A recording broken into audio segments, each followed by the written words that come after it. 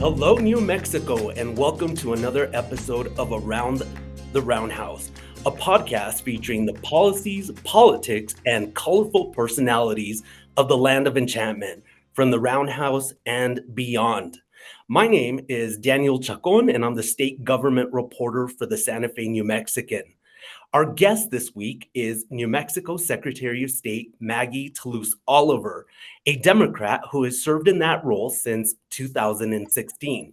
Toulouse Oliver previously served as clerk of Bernalillo County, as well as state director for the League of Conservation Voters. Madam Secretary, thank you so much for joining us today. Oh, it's such a pleasure to be here with you. I'm looking forward to it. Right on.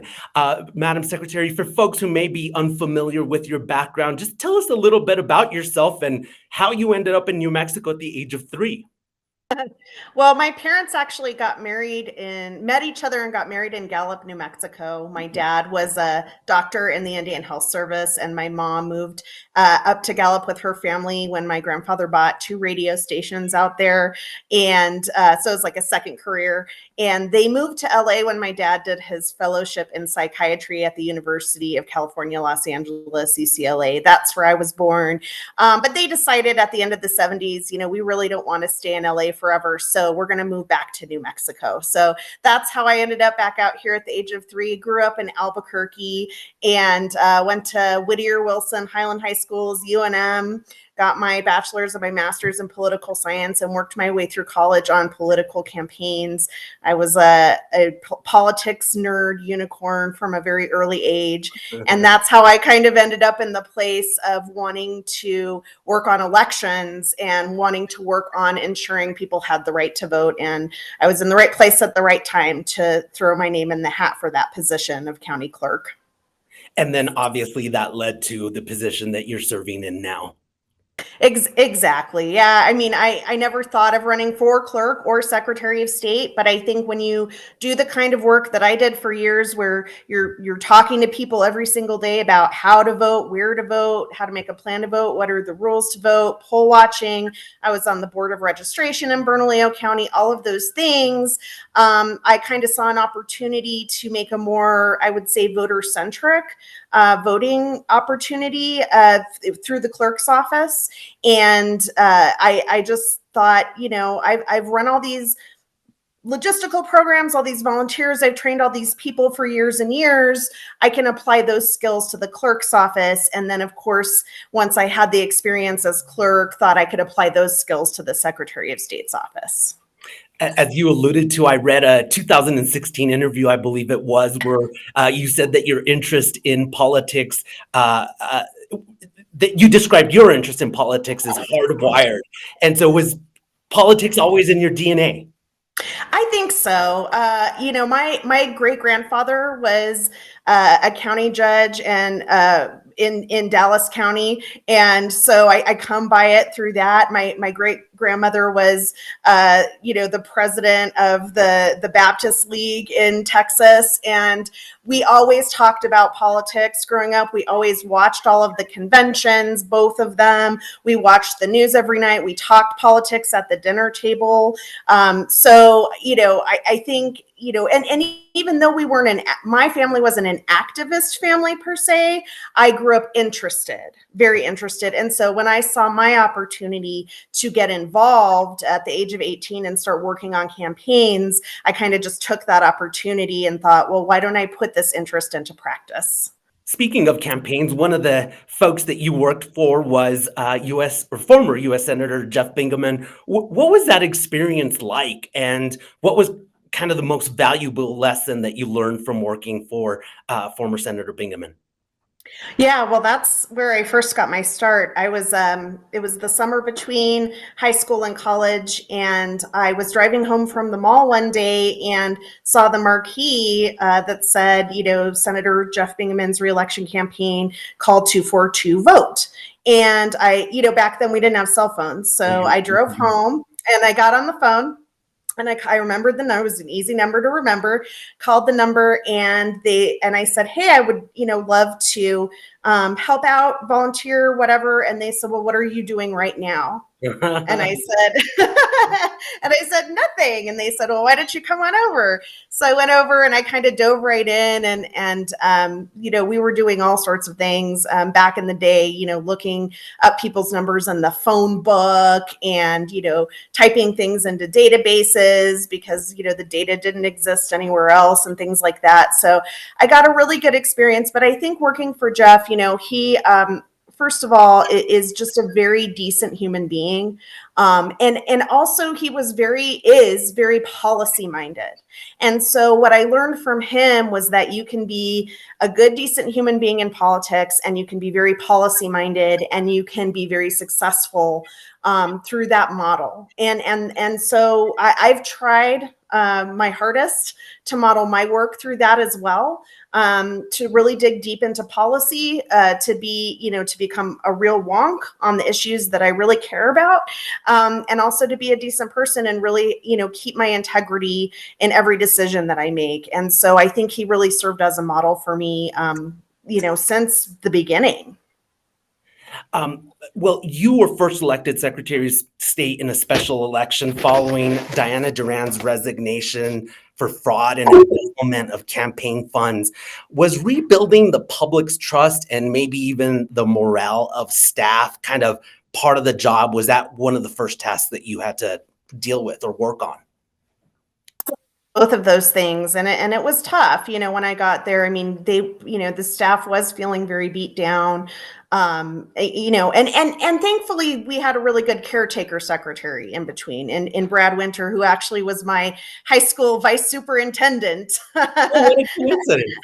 I know New Mexico is such a small place, and so I've always had a good relationship with Brad, and he had done a really good job of caretaking and really trying to get things back on an even keel. But we had a lot of work to do. So, for example, in particular on the campaign finance end of things, in terms of the so many delinquent accounts that hadn't been enforced, and of course that was like a key piece of the issue with former Secretary Duran, right? And so we really went to work on that right away.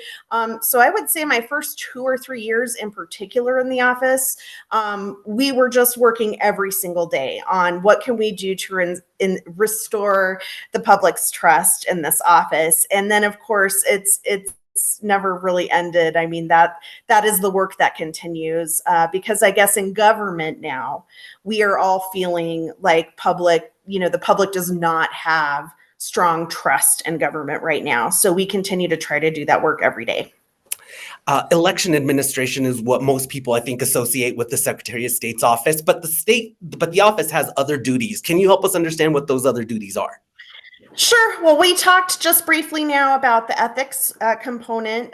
We do have ethics enforcement responsibilities in terms of campaign finance, in terms of governmental conduct, although really that's more of an advisory role. We work together with the State Ethics Commission on the enforcement of the Lobbyist Act and the Campaign Finance Reporting Act.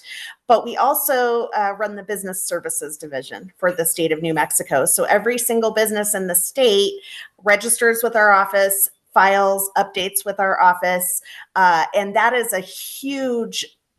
literally half of the work that we do, because believe it or not, we have a very active business community in New Mexico, and they're busy all the time, filing with us all the time, and we are working every single day to improve that process as well. Okay. Switching back to elections, New Mexico is among a coalition of states that filed a lawsuit against the Trump administration over an executive order calling for broad election changes. You called the president's executive order unconstitutional and a blatant overreach. Tell us why. Well, because Congress is the authority at the end of the day, and whatever Congress decides to pass. There's a very similar bill that's moving through the Congress right now to the executive order called the SAVE Act, SAVE, that would do pretty much almost all of the same things that the executive order does, but it's going through the the congressional process. Otherwise, those rights, in other words, the right to regulate elections, are reserved to the states. And that literally says that in the Constitution. The president does not have the authority to direct the states. The Congress does. And so, we feel very strongly, and I can tell you, I have colleagues, of course, on the left, but also on the right, that feel very strongly about reserving states' rights to regulate elections. We're going to challenge the constitutionality of this order. And importantly, it requires us to do things with an unfunded mandate. Things like requiring citizenship documentation, things like rolling back how much early voting we have, informing the public about all of these things, making sure voters have the kind of ID that they would be required to have. These are all things that cost money, and we don't have the funding for that at this point in time. Madam Secretary, while testifying at a congressional committee hearing on election confidence last year, you said elections are now colored by conspiracies, misinformation, and outright lies. How has that affected your work, and has the situation improved?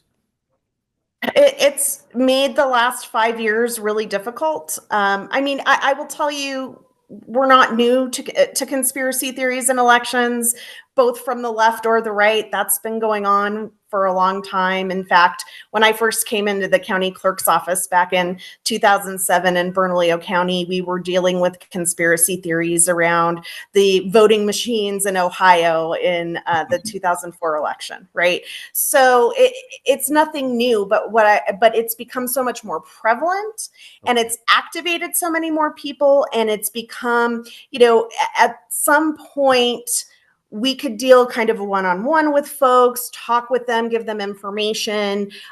Maybe they wouldn't feel completely confident, but they would feel better. And it's become a barrage, right? A barrage of accusations against election officials, again, on the left and the right.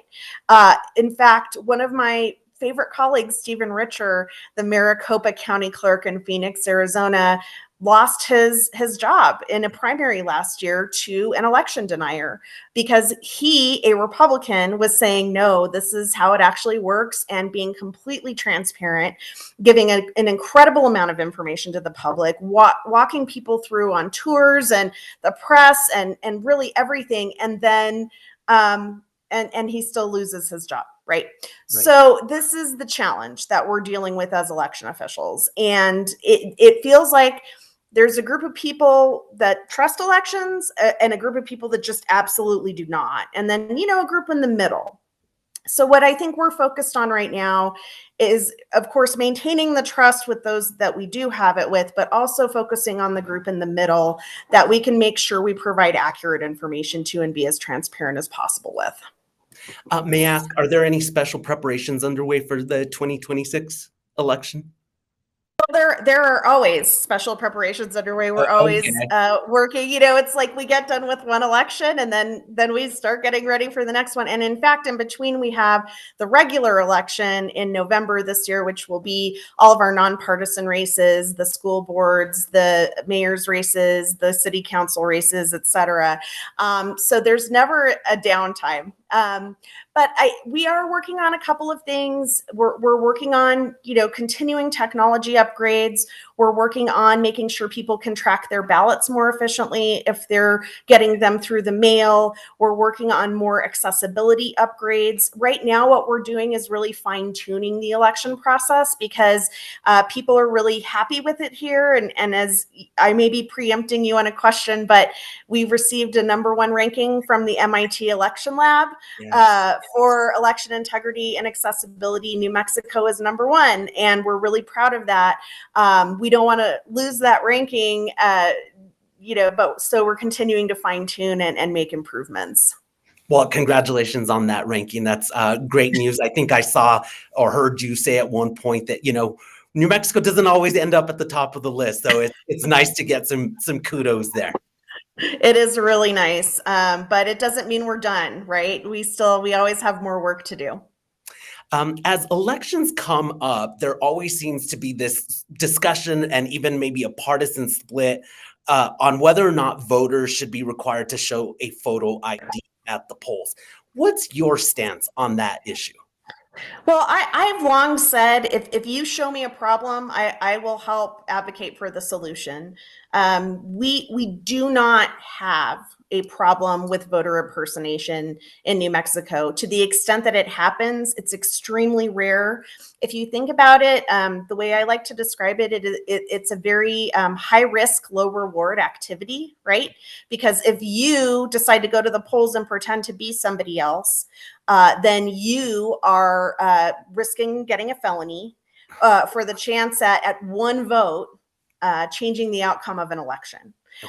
So I think most people who would even contemplate that kind of activity kind of do that calculus. When we have found people, oftentimes it turns out to be, unfortunately, just a user error type of issue with a clerk at the polls or something. They clicked on the wrong name, something like that. But when we have found it, we've prosecuted it. And I think that's what folks should really understand, is that we take a zero tolerance policy to voter fraud in the state of New Mexico. When we do find it, we refer it to law enforcement. We give it to the DAs, we give it to the AG, and we ask the judge for full penalties when it happens. And so that's why I'm not in favor, because again, at the end of the day, it feels like a huge barrier for a lot of people. If you happened to go out that day, I don't know if you're like me, but occasionally, I put I'll use my ID for something and I'll stick it in my pocket, and then I'll take my jeans off and I'll forget to put it back in my wallet. Or, you're a little abuelita, or you're a student, or whatever, and you don't have the exact right kind of ID. And so, to me, the detriment to keeping somebody from voting who's eligible to vote is way greater than the risk of having somebody vote who shouldn't be, because again, we just haven't seen any evidence, any real evidence of that in our state. Okay. The 2026 election will be different in New Mexico in the sense that we'll have semi-open primaries for the first time.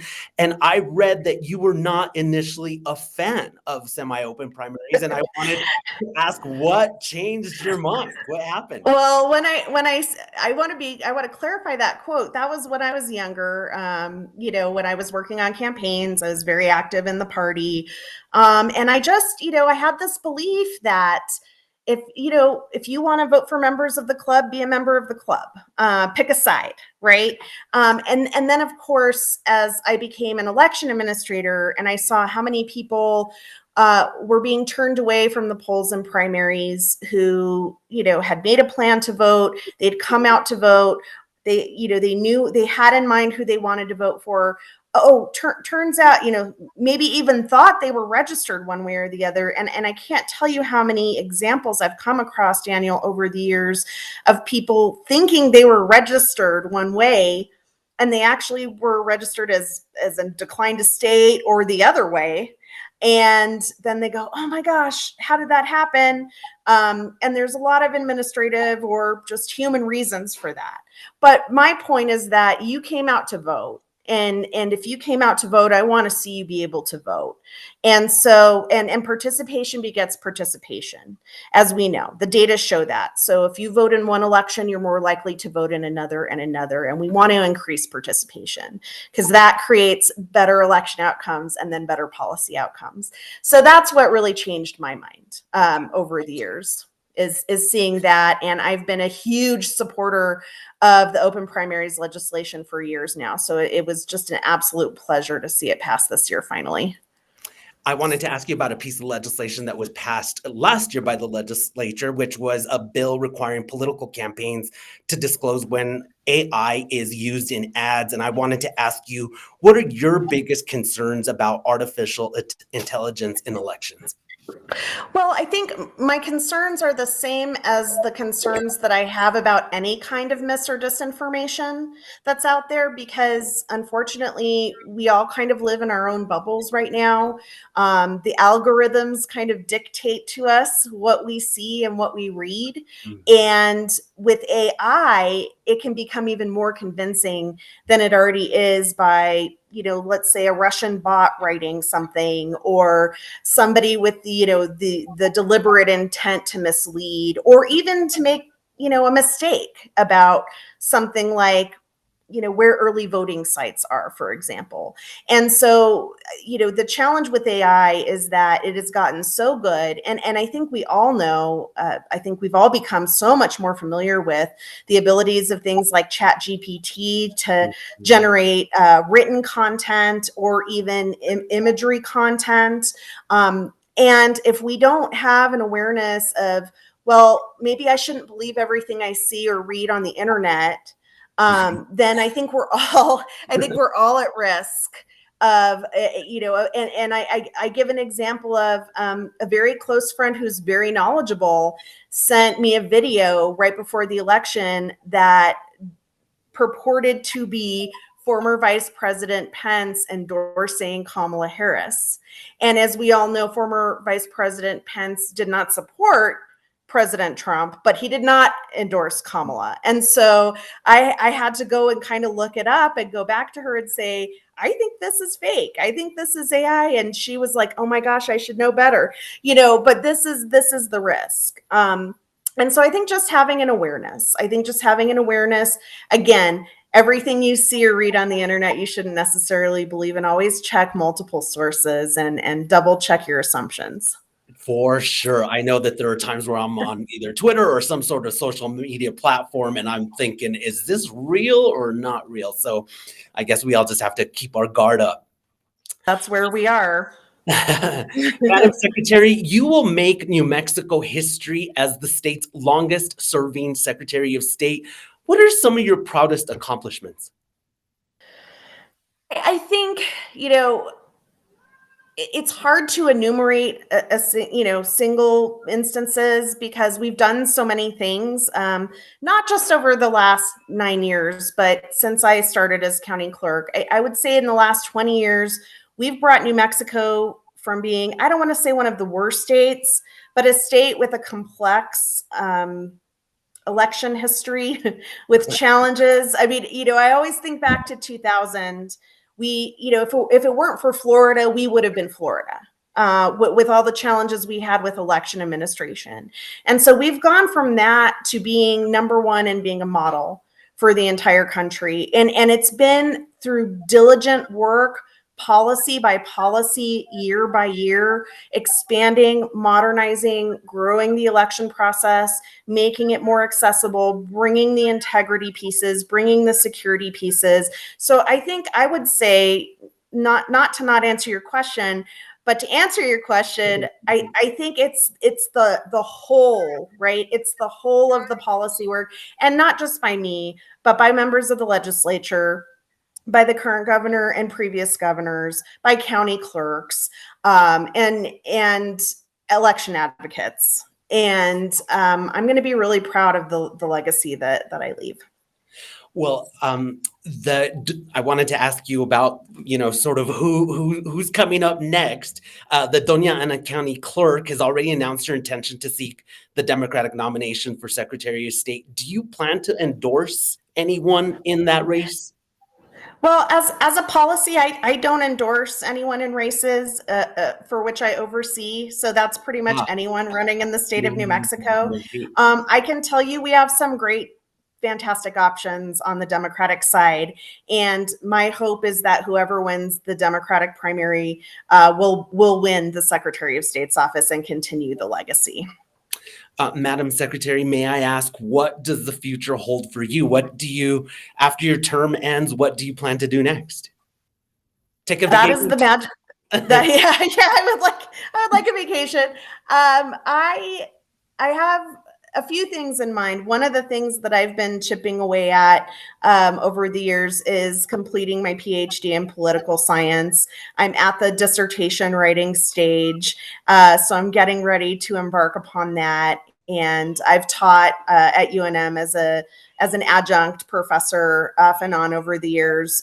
So, that's one possibility is to go into academia. But I'm still waiting to see kind of what the universe has to offer up. And I'll just say never to running for a future office. But, I'm at the point where, it will be 20 years in public service, and that's a long career in public service. And even though I think the public has valued my service, they've kept electing me over and over, which I appreciate.